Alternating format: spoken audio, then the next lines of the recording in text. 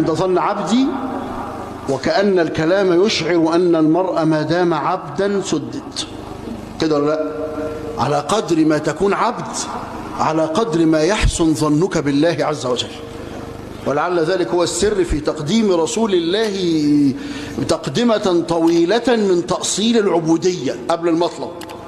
عارف الحديث ده؟ اللهم إني عبدك وابن عبدك وابن أمتك ناصيتي بيدك. دي عبودية برضو، أن لا أتحرك يمنة أو يسرى إلا بقدرك، وأنت تملكني ملكا تاما تفعل بما تشاء. كل ده استسلام هيئة العبد، شكل العبد. فعلى قدر ما يكون العبد عبدا على قدر ما يكون إيه؟ ما يكون مسدد في ظني. أصل مشكلة أمراض القلب إن عايز أن أنا أبقى طاهر من جوه، فإذا طهرت من الداخل لا يرد علي إلا الطهارة. عشان كده ده موضوع طويل، موضوع كبير بكى عليه العباد. إن يا ترى الواحد من جوه إيه؟ أصل من جوه ده أنت ما تعرفوش، ليس لنا إلا الظاهر. أو بيقابلك ويقول لك إزيك يا مولانا وإزيك يا سيدنا، ما شاء الله منور، ما شاء الله منور. أنا شفتك كده حسيت إني زغللت، اللد ضرب في عيني، وأنت بتصدق. أحيانا الواحد يفكر إن صحيح الواحد.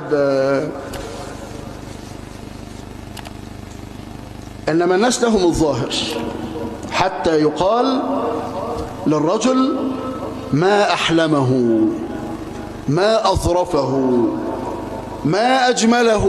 ما دي إيه؟ تعجب، مش كده؟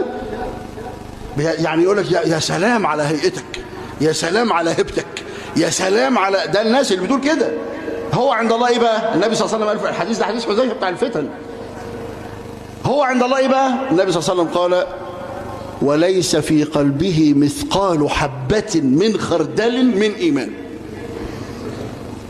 يا نهار أبيض، وشكله كده، شكله كده فتنة.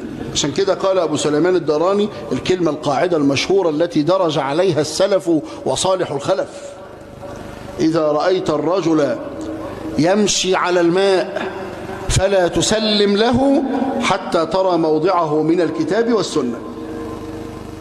ماشي على المية قدامك، مش على المية قدامك كده. فبلغ ذلك الشافعي